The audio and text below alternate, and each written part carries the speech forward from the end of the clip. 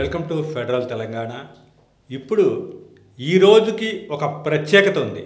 ఇది అక్టోబర్ 21వ తేదీ పోలీస్ ఫ్లాగ్ డే. అంటే విధి నిర్వహణలో చనిపోయిన పోలీసులని గుర్తించు సంస్మరణ దినోత్సవంగా దీన్ని జరుపుకుంటారు. అయితే దీంట్లో అసలు ఈ ఫ్లాగ్ డే ఒక విశేషం ఏంటి, తర్వాత పోలీసు విధి నిర్వహణలో వచ్చిన మార్పులేంటి, వీటన్నిటి మీద కూడా మనం చర్చిద్దాం. చర్చించడంలో ఇప్పుడు మనతో పాటుగా ప్రొఫెసర్ మోహన్ రావు గారు ఉన్నారు. ఆయన ఈ పోలీస్ అడ్మినిస్ట్రేషన్లో మీద పిహెచ్డి చేశారు. అదేవిధంగా అనేక పోలీసు దాని గురించి అనేక వ్యాసాలు రాయటము, తర్వాత థీసిస్లు ఇవన్నీ కూడా చేశారు. ఇప్పుడు మోహన్ రావు గారు, ప్రొఫెసర్ మోహన్ రావు గారు మనతో ఉన్నారు. Welcome to federal Telangana federal news sir. ఇప్పుడు అసలు ఈ ఫ్లాగ్ డేని ఎప్పటి నుంచి ఇది అమల్లోకి వచ్చింది, లేకపోతే దీన్ని ఏర్పాటు చేశారు, దీంట్లో ఉన్న ఒక గొప్పతనం అంటే ఎవరైనా సరే పోలీసులు విధి నిర్వహణలో ఒక ప్రాణాన్ని త్యాగం చేయటం అంటే అది మామూలు విషయం కాదు. దాన్ని మనం ఏ విధంగా చూడాలి, దాన్ని ఎందుకు ఇంప్లిమెంట్ చేశారు? Thank you sir. మీరు చెప్పినట్టుగా ఇప్పుడు మనం దీన్ని ఫ్లాగ్ డే అంటున్నాం, కానీ గతంలో దీన్ని ఫ్లాగ్ డే అనకుండా పోలీసుల సంస్మరణ దినోత్సవం అనేవాళ్ళు. అయితే మీరు అడిగినట్టుగా అసలు పోలీసులను ఎందుకు సంస్మరించుకోవాలి అనేది బేసిక్ క్వశ్చన్. చాలా ముఖ్యమైనటువంటి అంశం ఏంటంటే, ఒక దేశం ఆర్థికంగా సామాజికంగా అన్ని కోణాల్లో అభివృద్ధి చెందాలంటే ప్రధానంగా ఆ దేశంలో శాంతి భద్రతలు పరిరక్షించబడాలి. ఒకవేళ శాంతి భద్రతల పరిరక్షణ అనేది కనుక లేకపోయినట్టయితే అశాంతితో ఆ దేశం నిండిపోతుంది. అప్పుడు ప్రభుత్వం ఏం చేసినా కూడా ఏమీ చేయలేదు. కాబట్టి నా ఉద్దేశంలో ప్రభుత్వం చేయవలసినటువంటి ఒక అతి ముఖ్యమైనటువంటి యొక్క విధుల్లో శాంతి భద్రత అనేది చాలా ముఖ్యమైనటువంటి యొక్క అంశం. అయితే నేను శాంతి భద్రతల గురించి ఎందుకు చెప్పాను అంటే, ఈనాడు మన రాజ్యాంగాన్ని గురించి మనం చదివినప్పుడు శాంతి భద్రతలు అనేవి రాష్ట్ర జాబితాలోని అంశం. బేసిక్గా శాంతి భద్రతలను పరిరక్షించాల్సినటువంటి యొక్క బాధ్యత అనేది రాష్ట్ర ప్రభుత్వాలపైన ఉంది భారత రాజ్యాంగాన్ని అనుసరించి. అయితే ఈ శాంతి భద్రతలను ఈ గవర్నమెంట్ తరఫున, ప్రభుత్వం తరఫున పరిరక్షించేటువంటి యొక్క శాఖ ఏదైతే ఉందో అది పోలీస్ శాఖ. రైట్. తమ విధి నిర్వహణలో భాగంగా అంటే ఇప్పుడు టెర్రరిస్ట్ అటాక్లో కావచ్చు, తర్వాత ఈ నక్సల్ అటాక్స్లో కావచ్చు, గ్రూప్ తగాదాలు కావచ్చు, పోలీసులు తమ ప్రాణాలను కోల్పోయేటువంటి అవకాశాలు చాలా ఉన్నాయి సార్. మనందరికీ తెలుసు, మన దేశంలో చాలా ఎఫిషియెంట్ ఆఫీసర్స్ అయినటువంటి ఈవెన్ ఐపీఎస్ ఆఫీసర్స్ అయినటువంటి వ్యాస్, పరదేశీ నాయుడు, ఉమేష్ చంద్ర, ఇట్లాంటి వాళ్ళందరూ కూడా ఈ నక్సలైట్స్ అటాక్లో తమ ప్రాణాలను కోల్పోవడం అనేది జరిగింది. ఇక ఈ సంవత్సరానికి స్పెసిఫిక్గా కనుక మనం వచ్చినట్టయితే సుమారు దేశవ్యాప్తంగా అంటే భారతదేశ వ్యాప్తంగా 119 మంది పోలీసులు తమ ప్రాణాలను కోల్పోవడం అనేది జరిగింది. తెలంగాణలో తెలంగాణ నుంచి 5 ప్రాణాలను కోల్పోవడం అనేది జరిగింది. మరి ఈ రకంగా దేశం కోసం, దేశ ప్రజల కోసం, తర్వాత శాంతి భద్రతల కోసం పోలీసులు తమ ప్రాణాలను కోల్పోతున్నారు. కాబట్టి వాళ్ళను స్మరించుకోవడం అనేది, ముఖ్యంగా ఈ ఎవరైతే అమరులయ్యారో వాళ్ళను స్మరించుకోవాలి అనేటువంటి ఉద్దేశంతో ఈనాడు మనం ఫ్లాగ్ డేను నిర్వహించుకోవడం అనేది ప్రముఖంగా జరిగింది. అయితే మీరు ఇంకొక క్వశ్చన్ అడిగారు. అయితే ఎప్పటి నుంచి అసలు ఏ రకంగా ఈ ఫ్లాగ్ డే స్టార్ట్ అయింది అని మీరు అడిగారు. That's a good question sir. యాక్చువల్గా ఇది 1959లో ఆక్సాయ్ చిన్ అనేది ఒక ప్రదేశం. ఇది ఇండియా చైనా బార్డర్లో ఉంటుంది. సడన్గా సర్ప్రైజ్ అటాక్. అప్పట్లో ఈ ఆక్సాయ్ చిన్ అనే ప్రదేశాన్ని 10 మంది సిఆర్పిఎఫ్ జనాలు, మనకు తెలుసు, మనకు రాష్ట్ర పోలీసులే కాకుండా సెంట్రల్ రిజర్వ్ పోలీస్ ఫోర్సెస్ కూడా ఉన్నాయి. వీళ్ళు బార్డర్లో కాపలాగా ఉన్నారు. సడన్గా చైనా వాళ్ళు అటాక్ చేశారు.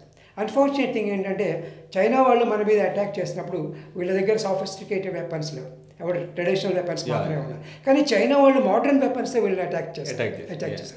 అయినప్పటికీ కూడా వీళ్ళు ధైర్య సాహసాలతో పోరాడి ఈ 10 మంది కూడా మరణించడం అనేది జరిగింది. ఇంకొక ఆసక్తికరమైనటువంటి అంశం ఏంటంటే, భారతదేశానికి స్వాతంత్రం వచ్చిన తర్వాత మొట్టమొదటిసారిగా 10 మంది పోలీసులు అమరులు కావడం అనేది జరిగింది. దాన్ని అందుకనే దృష్టిలో పెట్టుకొని అప్పటి నుండి ఈ అమరవీరుల దినోత్సవం ఇప్పుడు మనం ఫ్లాగ్ డే అంటున్నాం నిర్వహించడం అనేది జరుగుతుంది. ఈ సందర్భంగా ఎవరైతే అమరులయ్యారో వాళ్ళను గుర్తు చేసుకోవడం, తర్వాత పోలీసు వ్యవస్థలో పోలీసులు ఉన్నటువంటి యొక్క కష్ట నిష్ఠూరాల గురించి చర్చించుకోవడం, ఇవన్నీ కూడా మనం ఫ్లాగ్ డే సందర్భంగా చేయడం అనేది జరుగుతుంది.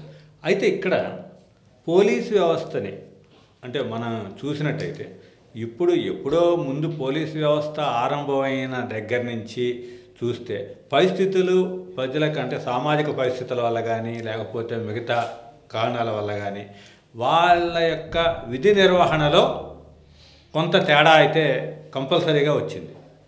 దాన్ని ఏ విధంగా చూడాలి? తర్వాత అంటే మామూలుగా అంటే ఇప్పుడు పోలీసు అంటే సామాన్య ప్రజలు అంటే ఫ్రెండ్లీ పోలీసింగ్ అనే విధానం అనేది బయటికి చెప్తున్నా సరే అది ఎక్కడా కూడా అమలయ్యే పరిస్థితి లేదు. దీన్ని ఏ కోణంలో చూడాలి? రైట్, మనం ఒక్కసారి గతంలో కనుక వెళ్ళినట్టయితే 1861 1861 కంటే ముందు పోలీస్ వ్యవస్థే లేదు మన దేశంలో. అయితే ఆర్మీకే లా అండ్ ఆర్డర్ మెయింటైన్ చేయాల్సినటువంటి బాధ్యత కూడా ఉండేది. ఈ సిపాయి తిరుగుబాటు జరిగిన తర్వాత మొట్టమొదటిసారిగా అంటే అప్పట్లో మన దేశాన్ని పరిపాలిస్తున్నటువంటి యొక్క పరాయి బ్రిటిష్ పాలకులు లా అండ్ ఆర్డర్ శాంతి భద్రతల పరిరక్షణ కోసం ప్రత్యేకంగా ఒక పోలీసు విభాగం ఉండాలి అనేటువంటి యొక్క ఉద్దేశంతో 1861 పోలీస్ యాక్ట్ను తీసుకురావడం అనేది జరిగింది. ప్రస్తుతం మన భారతదేశంలో పనిచేస్తున్నటువంటి యొక్క పోలీసు వ్యవస్థ అనేది ఈ 1861 పోలీస్ యాక్ట్ను అనుసరించి పనిచేయడం అనేది జరుగుతుంది. తర్వాత 1902లో ఈ పోలీస్ యాక్ట్లో కొన్ని మార్పులు చేర్పులు అనేవి చేయడం అనేది జరిగింది. అయితే గమనించాల్సినటువంటి విషయం ఏంటంటే, మీరు క్వశ్చన్ అడిగారు వీళ్ళ పాత్ర ఏంటి అని. 1861లో ముఖ్యంగా ప్రజా ఉద్యమాన్ని, ముఖ్యంగా స్వాతంత్ర ఉద్యమాన్ని అణిచివేయాలి అనేటువంటి యొక్క ఉద్దేశంతో పోలీసులను క్రియేట్ చేయడం అనేది జరిగింది. అణిచివేత, తర్వాత భారతీయ హక్కులను హరించాలి, ఇవన్నీ కూడా అంటే నెగటివ్ రోల్. ఒక రకంగా చెప్పాలంటే నెగటివ్ రోల్ను పోలీసు మాత్రం నెగటివ్ రోల్తోనే పుట్టింది. తర్వాత అణిచివేత. ఇక్కడ ఇంకొక ఇంపార్టెంట్ ఆస్పెక్ట్ మనం చర్చించుకోవాల్సి, అదేంటంటే పోలీసు వ్యవస్థల గురించి మనం మాట్లాడుతున్నప్పుడు జనరల్గా మోడల్ పోలీసింగ్కి మనం బ్రిటన్ చెప్తాం. ఐడియల్ పోలీస్ ప్రపంచంలో ఎక్కడుంది అంటే బ్రిటిష్ బాబీ అని చెప్తాం.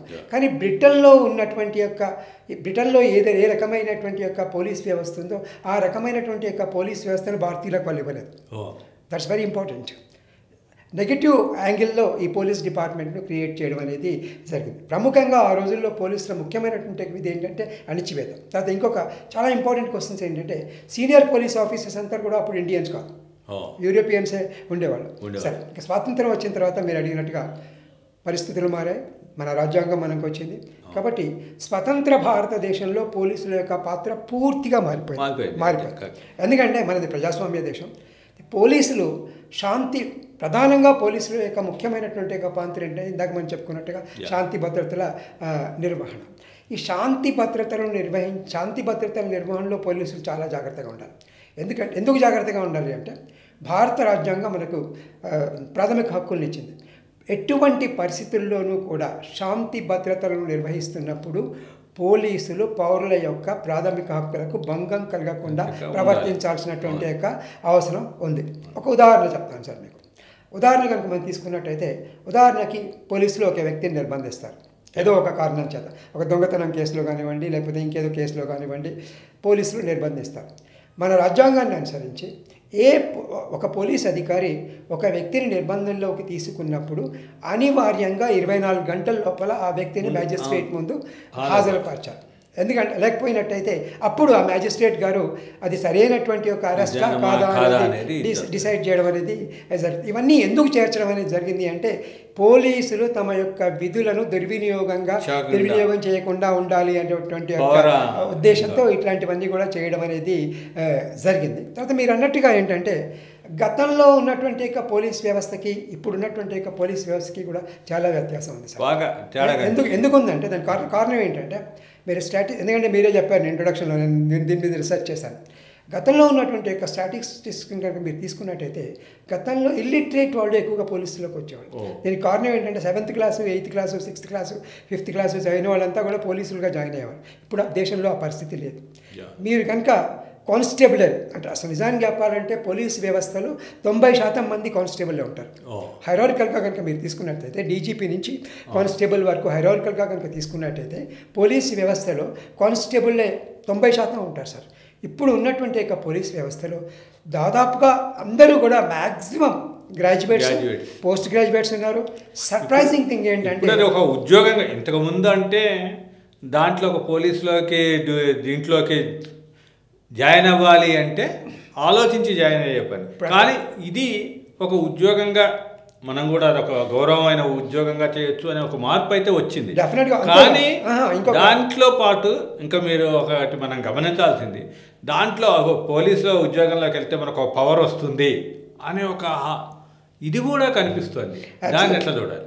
ఒకటి ఏంటంటే సార్, ఇది మీరు అడిగిన ప్రశ్నకు సమాధానం ఏంటంటే ఒక్క పోలీస్ డిపార్ట్మెంట్లోనే కదా, ప్రతి డిపార్ట్మెంట్లో ఏదైనా మీరు గవర్నమెంట్ను కనుక తీసుకున్నట్టయితే నాకు రెవెన్యూ డిపార్ట్మెంట్ లేదా చెప్పండి, కమర్షియల్ ట్యాక్స్ డిపార్ట్మెంట్లో లేదా, జిహెచ్ఎంసీలో లేదా, ప్రతి ఆ డిపార్ట్మెంట్లన్నిటికన్నా కూడా ఇది కొద్దిగా భిన్నమైన డిపార్ట్మెంట్. దీనికి ప్రధానమైనటువంటి కారణం ఏంటంటే ఇప్పుడు డిపార్ట్మెంట్స్ని కనుక మీరు తీసుకున్నప్పుడు ప్రజలతో అత్యంత సన్నిహితం కలిగినటువంటి యొక్క శాఖలు పోలీస్ డిపార్ట్మెంట్ ఒకటి. డే ఇన్ డే అవుట్ మీకు ఒకప్పుడు పోలీసులతో మనకు అవసరం ఉండేది కాదు, అనివార్యంగా ఈరోజు పోలీసులకు మధ్య సంబంధం ఉంటుంది. మీరు హైదరాబాద్ సిటీ లాంటి సిటీని కనుక తీసుకున్నట్టయితే మీరు రోడ్డు మీదకి వచ్చినట్టయితే ఇన్వారబుల్లీ మీకు ఒక ట్రాఫిక్ కానిస్టేబుల్ కనిపించడం అనేది జరుగుతుంది. కాబట్టి ఏదో ఒక రకంగా పోలీసులతో ప్రజలకి సంబంధం అనేది ఉంది. తర్వాత ఇంకోటి ఏంటంటే ఎక్కువ మంది గ్రాడ్యుయేట్స్, పోస్ట్ గ్రాడ్యుయేట్స్ వచ్చారు కాబట్టి వాళ్ళ బిహేవియర్లో, యాటిట్యూడ్లో కూడా చాలా తేడా అనేది కనిపిస్తుంది. తర్వాత వాళ్ళ శిక్షణలో కూడా చాలా మార్పులు చేర్పులు చేయడం అనేది జరిగింది. తర్వాత పోలీసు ప్రజా సంబంధాలకు ఈనాడు చాలా ప్రముఖమైనటువంటి యొక్క పాత్రను కల్పించడం అనేది జరిగింది. మీరు ఇందాక క్వశ్చన్ చెప్పారు ఏంటంటే సమాధానం చెప్పారు ఏంటంటే పోలీస్ స్టేషన్కి వెళ్ళాలంటే ప్రజలు భయపడుతున్నారు. కానీ దీంతో నేను అంగీకరించాను సార్. దీనికి ప్రధానమైనటువంటి కారణం ఏంటంటే నేను ఈ మధ్యకాలంలో కొంతమంది పోలీస్ అధికారులు మీరు అడిగిన ప్రశ్నే నేను కూడా అడిగాను. ఇప్పటికీ కూడా ప్రజలు భయపడుతున్నారండి అంటే ఇప్పుడు ఒక భయం అంటే ఇంతకుముందు పోలీస్ స్టేషన్కి వెళ్ళాలంటే పూర్తిగా అవాయిడ్ చేసేవాళ్ళు కూడా ఇప్పుడు పోలీస్ స్టేషన్లకి ఫిర్యాదు చేయడానికి అంతా వెళ్తున్నారు. కానీ ఏ కేసుల్లో ఇరికిస్తారో లేకపోతే మనం ఎక్కడ ఇదవుతామో వీళ్ళకి అనవసరంగా ఎక్స్ప్లెనేషన్ తెచ్చుకోవాలి అనే ఒక భావం మాత్రం ప్రజల్లో పోవటం అది నిజానికి అది కరెక్ట్ అయినటువంటి ఒక భావన కాదని నా అభిప్రాయం సార్. దీనికి ఎందుకు నేను ఈ రకంగా చెప్తున్నానంటే మీరు చెప్పినట్టుగా ఒకప్పుడు నిజంగా కూడా పోలీస్ స్టేషన్కి రావాలంటే వీళ్ళు భయపడేవాళ్ళు. దీనికి ప్రధానమైనటువంటి యొక్క కారణం ఏంటంటే మీరు ఇందాక చెప్పినట్టుగా పోలీసులు సరిగ్గా స్పందించారు.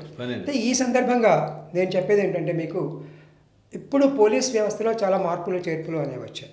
ఒకప్పుడు ఎఫ్ఐఆర్ రిజిస్ట్రేషన్ చేయడం అనేది చాలా కష్టం. కొన్ని సందర్భాల్లో తప్పితే ఈ రోజుల్లో అనివార్యంగా ఒక వ్యక్తి వెళ్ళి అడిగిన తర్వాత ఎఫ్ఐఆర్ కంపల్సరీగా వాళ్ళు ఫైల్ చేయవలసినటువంటి అవసరం ఉంది. తర్వాత ఇంకొక ప్రధానమైనటువంటి అంశం ఏంటంటే ఈనాడు చాలా పోలీస్ స్టేషన్లో రిసెప్షనిస్టులను పెట్టారు. రిసెప్షనిస్టులు ఉన్నారు, చాలా పోలీస్ స్టేషన్లో రిసెప్షనిస్టులు ఉన్నారు. కాకపోతే ఏంటంటే ఇక్కడ మనం పాజిటివ్ యాంగిల్ గురించి మనం మాట్లాడుతున్నప్పుడు, పోలీసుల గురించి మనం మాట్లాడుతున్నప్పుడు పోలీసులకు ఈ సందర్భంగా మనం గుర్తు చేయాల్సింది ఏంటంటే ఒక వ్యక్తి పోలీస్ స్టేషన్కి ఎప్పుడు వస్తాడు, అనివార్యమైనటువంటి యొక్క పరిస్థితుల్లో అన్అవాయిడబుల్ సర్కమ్స్టెన్సెస్లో పోలీస్ స్టేషన్కి రావడం అనేది జరుగుతుంది.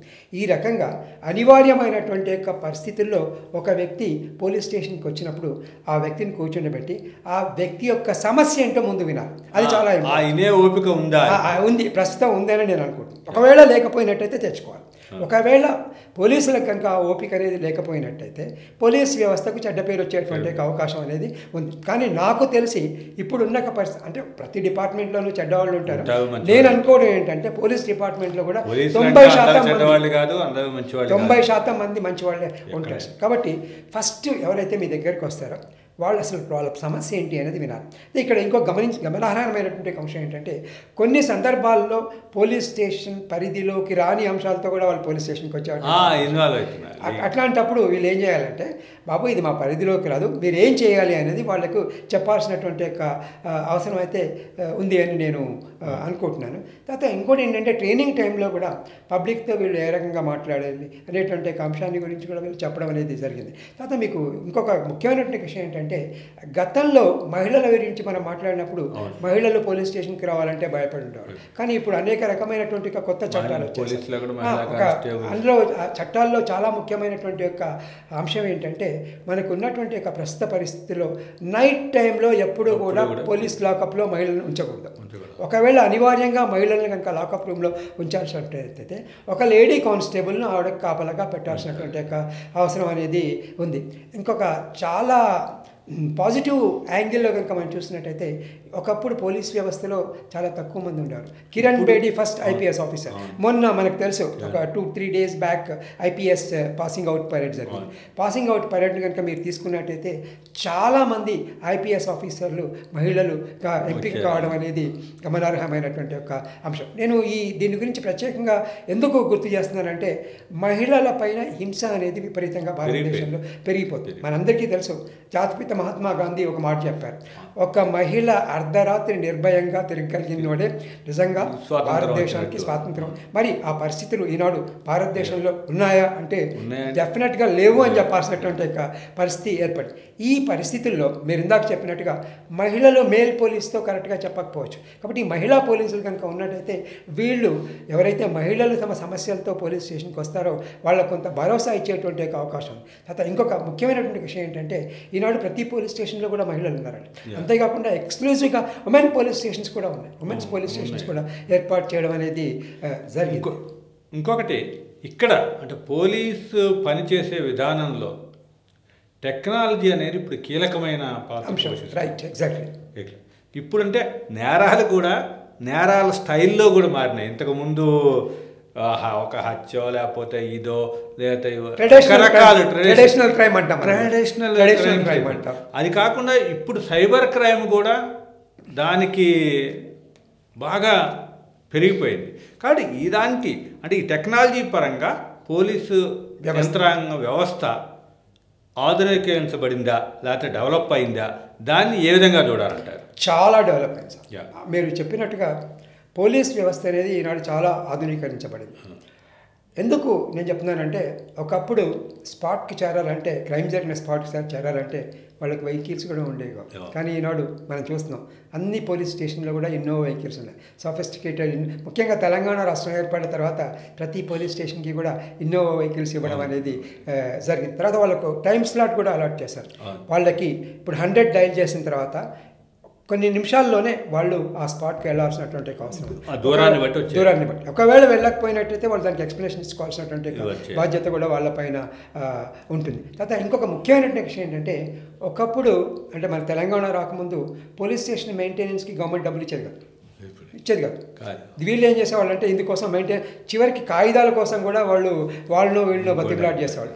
కానీ తెలంగాణ ఏర్పడ్డ తర్వాత పోలీస్ స్టేషన్ మెయింటెనెన్స్కి ప్రతి నెల కూడా డబ్బులు ఇవ్వడం అనేది జరుగుతుంది. ఒకప్పుడు చాలా బాధాకరమైనటువంటి అంశం ఏంటంటే ఈ క్రిమినల్స్ ఎవరైతే ఉన్నారో అటు టెర్రరిస్టులు కానివ్వండి, నక్సలైట్స్ కానివ్వండి, పోలీసుల కంటే అత్యాధునికమైనటువంటి ఒక ఆధునికమైనటువంటి ఒక ఆయుధాలు అనేవి వాళ్ళ దగ్గర ఉండేవి. దానివల్ల ఏమైందంటే పోలీసులు ఈ ఎన్కౌంటర్స్లో ఎక్కువగా నష్టపోతున్నటువంటి అంశాలను కూడా మనం చూడడం అనేది జరిగింది. కానీ ఈనాడు ఉన్నటువంటి పరిస్థితి టోటల్గా డిఫరెంట్. అత్యాధునికమైనటువంటి ఆయుధాలను పోలీసులకు ప్రభుత్వం రాకెట్ లాంచర్స్, ఇవన్నీ AK-47 ఇట్లాంటివన్నీ కూడా పోలీసులకు ఇవ్వడం అనేది జరుగుతుంది. అంతేకాకుండా మనందరికీ తెలుసు కమాండ్ కంట్రోల్ రూమ్ని మనం ఏర్పాటు చేస్తాం. ఈ కమాండ్ కంట్రోల్ రూమ్లో మొత్తం తెలంగాణలో ఎక్కడ ఏం జరుగుతుందో వాళ్ళు కమాండ్ కంట్రోల్లో మానిటర్ చేయొచ్చు. తర్వాత మీరు ఇందాక చెప్పినట్టుగా ఒకప్పుడు క్రైమ్ డిటెక్షన్ కొంచెం కష్టమయ్యేది. కానీ ఇప్పుడు తెలంగాణ ముఖ్యంగా సంతోషించాల్సినటువంటి అంశం ఏంటంటే ఈ కెమెరాలు ఏవైతే ఉన్నాయో కెమెరాలకు సంబంధించినటువంటి అంశాల గురించి మనం చర్చించినప్పుడు మొత్తం దేశంలో ఎక్కువ కెమెరాలు ఉన్నటువంటి యొక్క రాష్ట్రాల్లో తెలంగాణ రాష్ట్రం కూడా ఒకటి. క్రైమ్ డిటెక్షన్లో ఈ కెమెరాలు అనేవి మనకు బాగా వాళ్ళు చెప్పడం ఏంటంటే 100 మంది పోలీసులు చేసేటువంటి ఒక పని ఒక కెమెరా చేస్తుంది అని వాళ్ళు చెప్పడం అనేది జరిగింది. కాబట్టి అధునాతనమైనటువంటి ఒక మీరు ఇందాక చెప్పారు సైబర్ క్రైమ్ గురించి. నిజంగా చెప్పాలంటే మేజర్ రోల్. ఎందుకంటే ఇప్పుడు మీరు చెప్పినట్టుగా ట్రెడిషనల్ క్రైమ్ అంతా పోయింది. అంత కష్టపడాల్సినటువంటి అవసరం కూడా నేరస్తులకి లేదు. సైబర్ క్రైమ్ ద్వారా కోట్లు కొల్లగొట్టడం అనేది జరుగుతుంది. ముఖ్యంగా ఈ సందర్భంగా మనం గుర్తుపెట్టుకోవాల్సింది ఏంటంటే ఈ డిజిటల్ అరెస్ట్ మీద చాలా గందరగోళం జరుగుతుంది. అసలు యాక్చువల్గా నిజంగా చెప్పాలంటే పోలీస్ శాఖలో డిజిటల్ అరెస్ట్ పదమే లేదు, డిజిటల్ అరెస్ట్ అనే పదమే లేదు. కాకపోతే ఏంటంటే అన్ఫార్చునేట్గా ఈ క్రిమినల్స్ అనేవాళ్ళు భయంకరమైనటువంటి యొక్క పరిస్థితులను అంటే ఎవరి దగ్గర అయినా కూడా తప్పు చేసామని ఒక భయం ఏదైనా చెప్పేటప్పుడు సైకలాజికల్గా వీక్ చేసి నేరాలకు పాల్పడుతున్నారు. అయితే గమనార్హమైనటువంటి విషయం ఏంటంటే ఇందుకు సంబంధించి కూడా మనకి తెలంగాణలోనూ మిగతా దేశంలో మిగతా చోట్ల కూడా ఈ సైబర్ క్రైమ్ స్టేషన్స్ ఉన్నాయి, సైబర్ పోలీస్ స్టేషన్స్ ఉన్నాయి ఎక్స్క్లూజివ్గా. ఈ 4 రోజుల క్రితమే టీడీపీ ఎమ్మెల్యేలనే ₹1 కోటి చేశారు. ఈ రకంగా తప్పితే ఇంకోటి ఏంటంటే ప్రజల్లో కూడా కొంత చైతన్యం అనేది రావాల్సినటువంటి అవసరం. ఎందుకంటే మనం ప్రజల్లో చైతన్యం గురించి మనం మాట్లాడుతున్నాం కాబట్టి పోలీసుల గురించి మనం మాట్లాడినప్పుడు ఈ సందర్భంగా ముఖ్యంగా గుర్తుపెట్టుకోవాల్సినటువంటి ప్రధానమైనటువంటి అంశం ఏంటంటే ఫ్లాగ్ డే నాడు అటు ప్రజలకి ఇటు పోలీసులకి మధ్య ఒక అగాధం అనేది ఉంది సార్. ప్రజలు ఏమనుకుంటున్నారంటే పోలీసులంతా కూడా అవినీతి పరులు, మనం వెళ్ళినా కూడా ఏమీ చేయరు, అక్కడి పోలీస్ స్టేషన్కి వెళ్ళినా కూడా వేస్ట్ అని వాళ్ళకి ఏమైనా ప్రాబ్లం వచ్చినట్టు అది గుండాల దగ్గరికి వెళ్ళేటువంటి అవకాశం ఉంది. అదొక యాంగిల్. ఆ యాంగిల్ నుంచి వాళ్ళని బయటికి తీసుకురావాల్సినటువంటి అవసరం ఉంది. వాళ్ళని ఎడ్యుకేట్ చేయాలి. వాళ్ళని ఎడ్యుకేట్ చేయాలి అంటే ఎట్లా చేయాలంటే మనం ఈరోజు ఫ్లాగ్ డే సెలబ్రేట్ చేసుకుంటున్నాం. ఫ్లాగ్ డే సందర్భంగా వీళ్ళు ఓపెన్ హౌస్ అంటారు. ఓపెన్ హౌస్ అంటే ఏంటంటే కామన్ మ్యాన్ను కానీ తర్వాత విద్యార్థులను కానీ ఒక పోలీస్ స్టేషన్ తీసుకొచ్చి అసలు పోలీస్ వ్యవస్థ అంటే ఏ రకంగా పనిచేస్తుంది అనేటువంటి అంశాన్ని గురించి చేయాల్సినటువంటి అవసరం ఉంది. ఈ రకంగా కొంతమంది చేస్తున్నారు. ఫ్లాగ్ డే సందర్భంగా ఈ రకమైనటువంటి కార్యక్రమాలను ఏర్పాటు చేయడం తర్వాత పోలీస్ యాంగిల్ గురించి మనం మాట్లాడినప్పుడు, ఎందుకంటే ఇది 2 యాంగిల్స్, పబ్లిక్ రిలేషన్షిప్ గురించి మనం మాట్లాడినప్పుడు కేవలం ప్రజలు పోలీసుల గురించి నెగటివ్గా అనుకుంటున్నారని మాత్రమే కాదు, అసలు పోలీసులు ప్రజల గురించి ఏమనుకుంటున్నారో కూడా చర్చించాల్సినటువంటి అవసరం.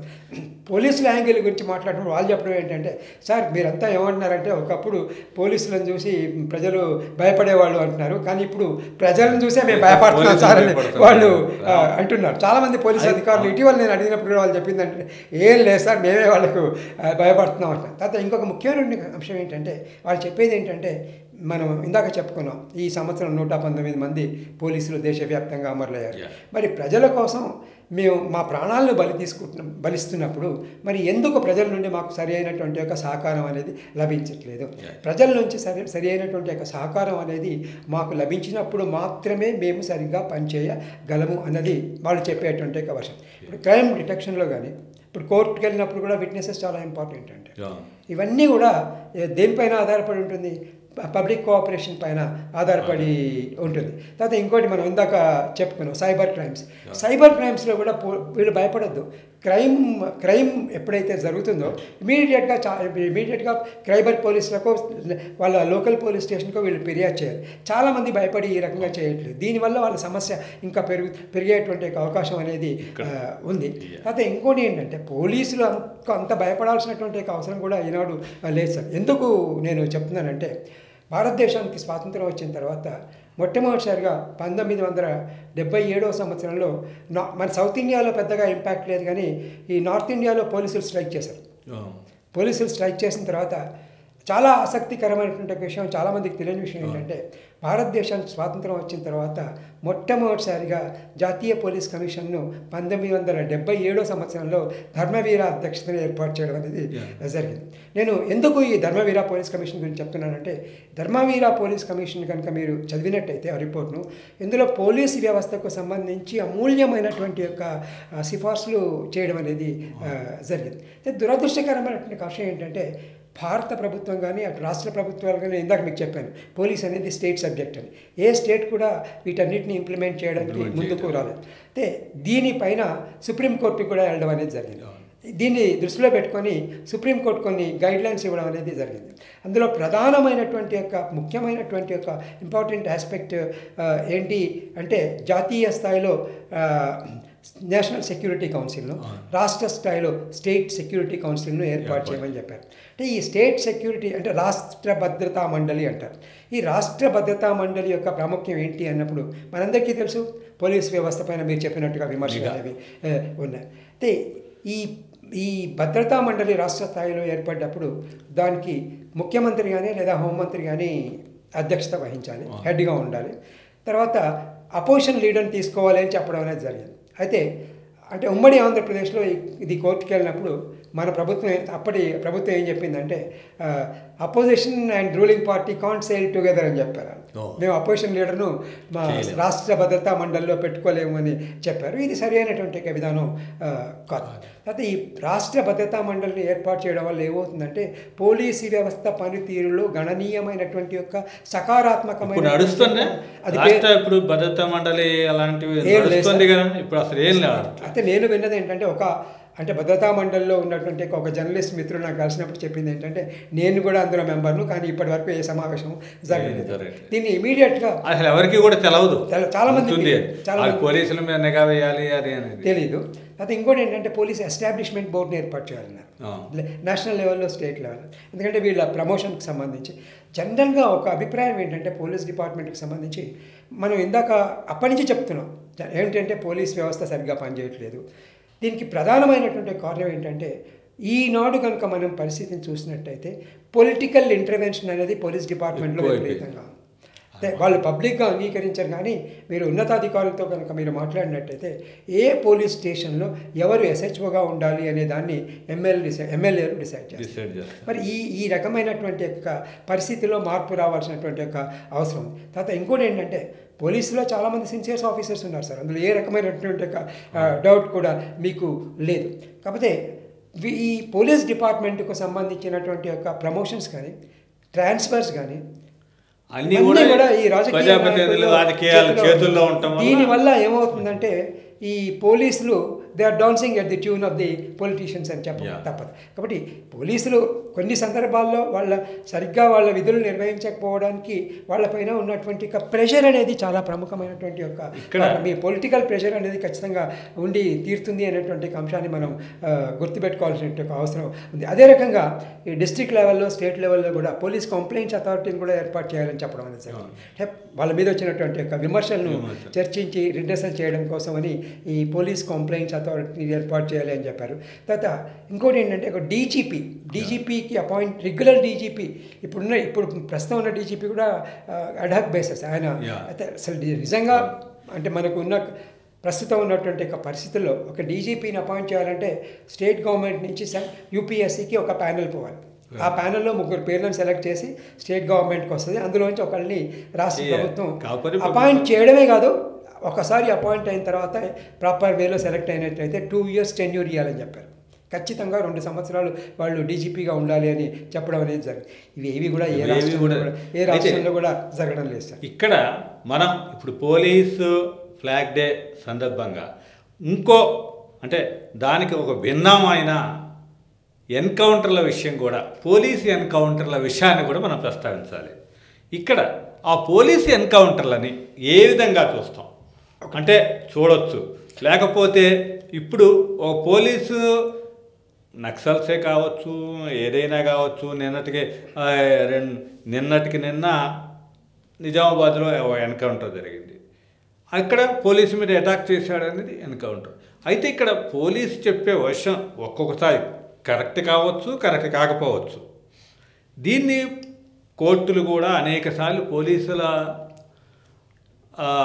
చేసిన దాన్ని తప్పుబట్టిన ఆధారాలు చూపమని అడిగిన సందర్భాలు ఉన్నాయి. దాన్ని శిక్షలు వేస్తామని హెచ్చరించిన సందర్భాలు ఉన్నాయి. ఇప్పుడు మనకి మీరు చెప్పినట్టు పోలీస్ కమిషనర్గా ఉన్న సజ్జనార్ ఒక కేసులో నిందితుల్ని ఎన్కౌంటర్ చేస్తే ప్రజలు పట్టంగా కట్టారు. అంటే ఈ వ్యవస్థని అంటే ఈ ఎన్కౌంటర్ల దృక్పథాన్ని ఎటు చూడాలి? ఒకటి మీరు అడిగింది చాలా మంచి ప్రశ్న సార్. ఎందుకు నేను చాలా మంచి ప్రశ్న అంటున్నారంటే చట్టపరంగా కనుక మనం మాట్లాడినట్టయితే ఎన్కౌంటర్ చేయడానికి కూడా కొన్ని ప్రొసీజర్ అంటే వాళ్ళు ఆ ప్రొసీజర్ ఫాలో అయ్యి ఎన్కౌంటర్స్ అనేది చేయాల్సి ఉంటుంది. తర్వాత చాలామందికి తెలియని విషయం ఏంటంటే ఒకసారి ఎన్కౌంటర్ అయిన తర్వాత ఆ ఎన్కౌంటర్ మీద ఇన్వారబుల్లీ మ్యాజిస్ట్రియల్ ఎంక్వైరీ జరగాలి. మ్యాజిస్ట్రియల్ ఎంక్వైరీ అనేది జరగాలి. తర్వాత ఈరోజు ఉన్నటువంటి పరిస్థితిని కనుక మీరు చూసినట్టయితే ఒకప్పుడు ఎన్కౌంటర్స్ మీద చాలా విమర్శలు ఉండేవి. మీరు సజ్జనార్ కేసు కోట్ చేశారు. సజ్జనార్ కేసునే కనుక తీసుకున్నట్టయితే ఆయన సైబరాబాద్ కమిషనర్గా ఉన్నప్పుడు ఒక మన వెటర్నరీ డాక్టర్ హత్యకు సంబంధించినటువంటి కేసు ఇది 3 డ్రైవర్లు లారీ డ్రైవర్లు ఆ అమ్మాయిని మానభంగం చేసి చంపేయడం అనేది జరిగింది. ఆసక్తికరమైనటువంటి అంశం ఏంటంటే ఈ కేసులో ఈ ఎన్కౌంటర్ అనేది ఏ రకంగా జరిగింది అనే గురించి మనకైతే వాళ్ళు చెప్పిందే మనం నమ్మాలి. ఎందుకంటే అక్కడ మనం ఏ రకమైనటువంటి ఎవిడెన్స్ కూడా లేదు. కాబట్టి సజ్జనార్ గారు ఏదైతే చెప్పారో అదే కరెక్ట్ అని మనం అనివార్యంగా భావించాల్సినటువంటి అవసరం ఉంది. అయితే ఇక్కడ చాలా ముఖ్యమైనటువంటి విషయం ఏంటంటే మీరు రేజ్ చేసిన పాయింట్లో మీరే చెప్పినట్టుగా ఆ ఎన్కౌంటర్ను ప్రజలు స్వాగతించారు. దీనికి ఒకటి I'm coming to the point sir. దీనికి ప్రధానమైనటువంటి కారణం ఏంటంటే దానికి రీజన్ కూడా నేను చెప్తాను. Justice delayed is justice denied. ప్రజలకి న్యాయం జరగడమే కాదు, న్యాయం అనేది సరి అయిన సమయంలో జరగాలి. దురదృష్టకరమైనటువంటి అంశం ఏంటంటే దీన్ని కేవలం పోలీసులను మాత్రమే నిందించింది. I'm not supporting the police. పోలీసులకు మొత్తం అంతా కూడా పోలీసుల చేతిలో లేదు. నేర న్యాయ వ్యవస్థ అంటాం మనం. కోర్టులకు కూడా రోల్ అనేది ఉంది. ఒక కేసు కోర్టుకి వెళ్ళిన తర్వాత ఒక కేసు సెటిల్ కావడానికి కొన్ని ఏళ్ళు పడుతుంది. ఈ లోపల కొంతమంది చచ్చిపోతారు, తర్వాత ఇంకోటి విట్నెస్లు తారుమారైపోతాయి. కాబట్టి ప్రజల్లో కూడా ఒక రకమైనటువంటి అభిప్రాయం ఏమొచ్చిందంటే ఇన్స్టెంట్ జస్టిస్, శిక్ష పడాల్సిందే. ఎవరైతే ఈ రేప్ కానీ ఈ క్రూరమైనటువంటి ఒక హీనమైనటువంటి ఒక చర్యల్లో పాల్గొంటున్నారో వాళ్ళకి ఇమీడియట్గా శిక్ష పడాలి అనేటువంటి ఒక అభిప్రాయం అనేది ప్రజల్లో ఉంది. ఈ కారణంగా ప్రజలు కూడా ఏం చేస్తున్నారంటే ఈ ఎన్కౌంటర్ని సమర్థిస్తున్నారు. అయితే ఒక చాలా ముఖ్యమైనటువంటి విషయం ఏంటంటే దీన్ని నేను ఎట్టి పరిస్థితుల్లోనూ కూడా సమర్థించింది. ఇది సమర్థనీయం కాదు. ఎందుకంటే ఇది దురదృష్టకరమైనటువంటి యొక్క పరిణామాలకు దారితీసేటువంటి యొక్క అవకాశం చాలా ఉంది.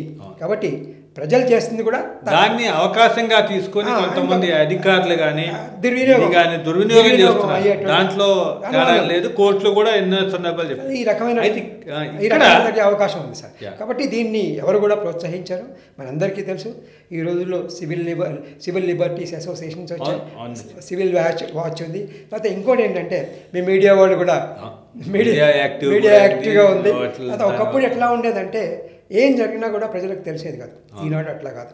ఈనాడు మీడియా అనేది పోలీసులు చేసేటువంటి యొక్క ప్రతి పనిని ప్రజలకు చేరవేయడంలో ప్రముఖమైనటువంటి యొక్క పాత్ర వహిస్తుంది. కాబట్టి మీడియా అంటే భయం కూడా కొంత పోలీసుల్లో ఉంది అని మనం ఖచ్చితంగా చెప్పుకోవచ్చు. కాకపోతే నేను ఈ సందర్భంగా చెప్పేది ఏంటంటే definitely I'm not in favour of the police, but వాళ్ళు మంచి పనులు చేసినప్పుడు మోస్ట్ అన్ఫార్చునేట్ థింగ్ ఏంటంటే మీడియాకి సంబంధించి పోలీసుల్లో డెఫినెట్గా బ్లాక్ షిప్స్ ఉంటారు. ప్రతి డిపార్ట్మెంట్లో ఉంటారు. అదే బయటకు వస్తుంది. చేసిన మంచి పనుల గురించి ఎవరు చెప్పారు. వాళ్ళ నెగటివ్ రోల్ గురించి మాత్రమే ఇది సరైనటువంటి విధానం కాదు. పోలీసులు తప్పు చేసినప్పుడు ఖచ్చితంగా మీడియా వాళ్ళు దాన్ని ప్రజలకు తెలియజేయాల్సినటువంటి అవసరం ఉంది. అందులో ఏ రకమైనటువంటి సందేహం కూడా లేదు. ఎందుకంటే ఒక్క నిమిషం సార్, ప్రజల యొక్క ధనమాన ప్రాణాలను రక్షించాల్సినటువంటి యొక్క ప్రధానమైనటువంటి యొక్క బాధ్యత పోలీసుల పైన ఉంది. అందుకోసం మనం ఇందాకే చెప్పుకున్నట్టుగా వాళ్ళు ప్రాణాలు కూడా ఇస్తున్నారు. అట్లాంటప్పుడు ఖచ్చితంగా మీడియా వాళ్ళకి పాజిటివ్ ఇది ఇవ్వాలి. అదే రకంగా వాళ్ళు తప్పు చేసినప్పుడు కూడా మీడియా ఎత్తి చెప్పాలి. అందులో తప్ప మిగతా ఈ మొత్తం చూస్తే ఈ నక్సల్స్ ఎన్కౌంటర్ విషయాన్ని ఏమంటారు, ఎట్లా చూడాలి మనం? ఈ నక్సల్స్ ఎన్కౌంటర్ గురించి అనేక రకాల భిన్నమైనటువంటి యొక్క అభిప్రాయాలు ఈ మధ్య కాలంలోనే ఒక ఫోర్స్గా వాళ్ళని అటాక్ చేయటము ఇదంతా కూడా చేస్తున్నారు. అయితే దీంట్లో కొంతమంది అంటే వందలాది మందిని ఎన్కౌంటర్ చేసే పరిస్థితి ఉంది. అయితే కొంతమంది లొంగిపోవటానికి సిద్ధమైన వాళ్ళు, ఆయుధాలతో దొరికే అన్న వాళ్ళు. ఇది అంటే ఎవరిని ఎన్కౌంటర్ చేయాలి, ఎవరిని అంటే లొంగిపోయేలా చెయ్యాలి అనేది ఒక రకమైన ఒక విధానం అవలంబించే చేస్తున్నారా అనే ఒక మీరు నక్సలిజాన్ని గురించి అడిగారు కాబట్టి ఒక రకంగా చెప్పాలంటే ఒకప్పుడు ఉన్నటువంటి నక్సలిజం అనేది ప్రధానంగా భూస్వాములకు వ్యతిరేకంగా వచ్చినటువంటి యొక్క మూమెంట్స్ అనేది ఒక రకంగా ఒకప్పుడు మనకందరికీ తెలుసు నక్సలైట్లలో ప్రధానంగా కూడా డాక్టర్స్, ఇంజనీరు వాళ్ళందరూ ఉండేవారు. ఈరోజు ఒక విమర్శ ఏంటంటే ఇది కూడా యాంటీ నేషనల్ చేతిలోకి వెళ్ళిపోయింది అనేటువంటి ఒక ప్రధానమైనటువంటి విమర్శ ఉంది. నక్సలైట్ల గురించి ఏం చేయాలి అనేది విధాన నిర్ణయం తీసుకునేటువంటి యొక్క అధికారం అనేది ప్రభుత్వానికి ఉంది. ఇప్పుడు కేంద్రంలో ఉన్నటువంటి యొక్క ప్రభుత్వం ఏదైతే ఉందో నరేంద్ర మోడీ గారి ప్రభుత్వం నెక్స్ట్ మంత్ ఫిబ్రవరి లోపల నక్సలైట్లను పూర్తిగా ఏరివేయాలి అనేటువంటి ఒక దృఢమైన నిశ్చయంతో వాళ్ళు ఉండడం అనేది జరిగింది. ఈ కారణంగానే వాళ్ళు మనం చూసాం తెలంగాణ మన ఈ మధ్య జరిగినటువంటి ఒక ఎన్కౌంటర్స్ కనుక కనుక తర్వాత ఇంకోటి ఏంటంటే వీళ్ళకి ఇక్కడ 2 యాంగిల్స్ సార్. ఒకటి ఏంటంటే పోలీసులు ప్రజా జీవన స్రవంతిలో కలిసిపోవడం కోసం కొన్ని అవకాశాలు కూడా ఇవ్వడం అనేది జరిగింది. కానీ కొంతమంది వాళ్లకు నక్సలైట్లు అనుకోవడం ఏంటంటే తుపాకీ కొట్టడం ద్వారానే అధికారం వస్తాము అనేటువంటి ఒక అభిప్రాయం వాళ్ళలో. ఇంకోటి ఏంటంటే చాలా దురదృష్టకరమైనటువంటి ఏంటంటే ఇటు నక్సలైట్లు చనిపోతున్నారు, ఇటు పోలీసులు చనిపోతున్నారు. చాలా బాధ. దీంట్లో ఎవరైనా కూడా మనుషులే కదా సార్ బేసిక్గా. కాబట్టి పోలీసులు చనిపోతున్నారు, నక్సలైట్లు చనిపోతున్నారు. కాబట్టి వాళ్ళు ప్రస్తుతం ఉన్నటువంటి యొక్క దేశ సామాజిక ఆర్థిక పరిస్థితుల్లో కూడా చాలా మార్పులు చేర్పులు అనేవి వచ్చాయి.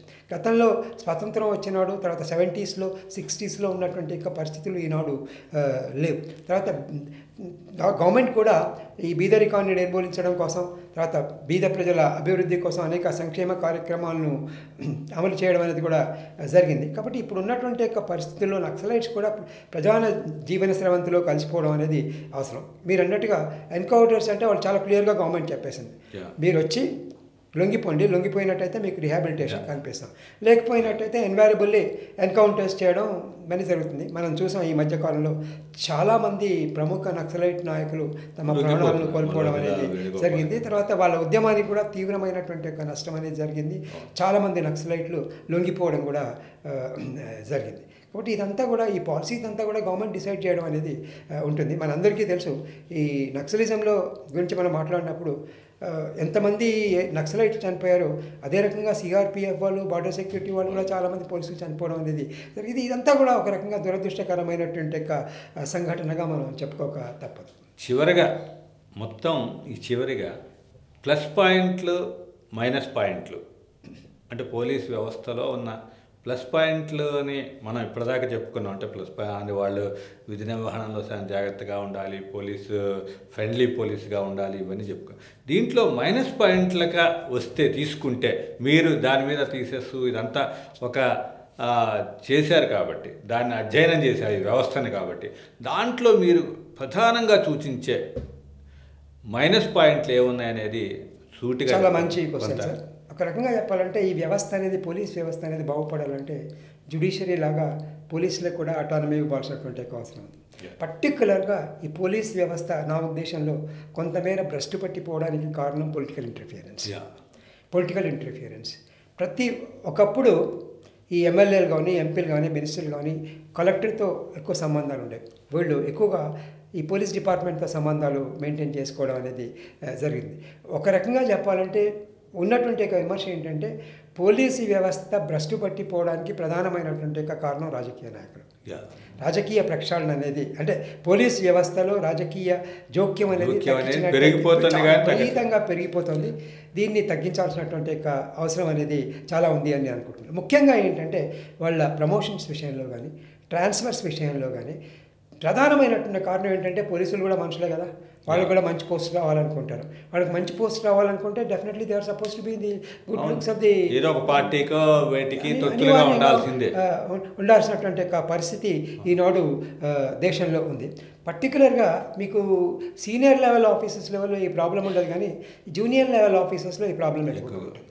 నిజంగా చెప్పాలంటే మనం పోలీస్ అడ్మినిస్ట్రేషన్ గురించి మనం మాట్లాడుతున్నప్పుడు పోలీస్ అడ్మినిస్ట్రేషన్లో ప్రముఖమైనటువంటి యొక్క పాత్ర నిర్వహించేది పోలీస్ స్టేషన్.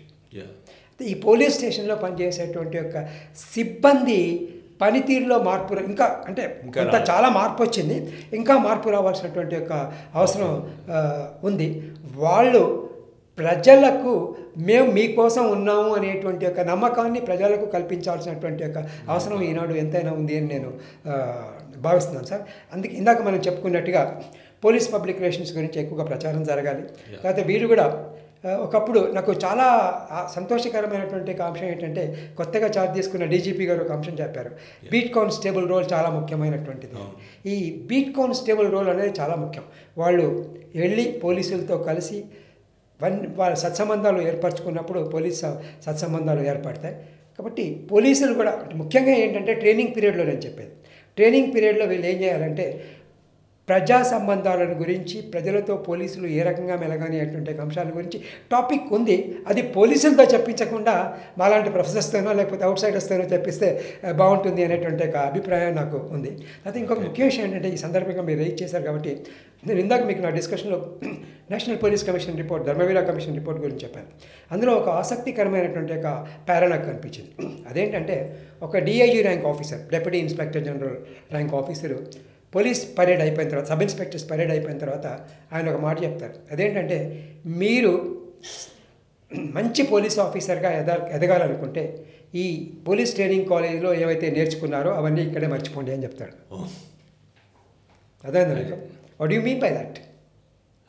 అంటే అక్కడ ఎంత హ్యూమన్ రిలేషన్స్, హ్యూమన్ రైట్స్ ఉండవు. అది చాలా రేర్గా జరిగి ఉండొచ్చు. ఇప్పుడు ఆ పరిస్థితుల్లో ఇందాక మనం చెప్పుకున్నట్టుగా పోలీస్ ఆఫీసర్స్ కూడా, సీనియర్ ఆఫీసర్స్ అంతగా బాగా చదువుకున్న వాళ్ళు వస్తున్నారు, తర్వాత కమిట్మెంట్తో పనిచేస్తున్నారు. ఇప్పుడు జరుగుతున్న పొరపాటు ఏంటంటే, ఈ పర్టికులర్గా మీరు యంగ్స్టర్స్ని కనుక తీసుకున్నట్టయితే అది సబ్ ఇన్స్పెక్టర్స్ లెవెల్లో కానివ్వండి, కానిస్టేబుల్ లెవెల్లో కానివ్వండి, ఐపీఎస్ ఆఫీసర్స్ లెవెల్లో కానీ కొంతమంది నిజంగా కూడా కమిట్మెంట్తో వస్తున్నారు సార్. కానీ మన సమాజం వాళ్ళని కొంతమేర భ్రష్టు పట్టిస్తుంది. మీరు పోలీసులు మంచోళ్ళు కారు అంటున్నారు, కానీ పోలీసులు చెడ్డగా మారడానికి కారణం ఏంటి? ఆ యాంగిల్లో మనం ఆలోచించాలి. ఈ సమస్య పరిష్కారం కావాలంటే ఆ యాంగిల్లో ఆలోచించాల్సినటువంటి యొక్క అవసరం ఉంది. ఒక ఆనెస్ట్ ఆఫీసర్ను ఎంతవరకు మనం ఆనెస్ట్గా చేస్తున్నాం అనేది చాలా ప్రధానమైనటువంటి యొక్క ఎన్విరాన్మెంటల్ ఎఫెక్ట్స్. మనకు పబ్లిక్ అడ్మినిస్ట్రేషన్లో ఎన్విరాన్మెంటల్ ఎఫెక్ట్స్ అనేవి చాలా important. Okay sir, thank you sir. Flag day, police flag day సందర్భంగా ఇప్పుడు అసలు పోలీస్ వ్యవస్థలో ఉన్న లోటుపాట్లు ఏంటి, దాంట్లో ప్లస్లు ఏంటి, మైనస్లు ఏంటి, రాజకీయ జోక్యం ఎంతలా పోలీస్ వ్యవస్థని భ్రష్టు పట్టిస్తుందనే విషయాల్ని చక్కగా వివరించారు. థ్యాంక్ యూ అండి. ఫెడరల్. Thank you.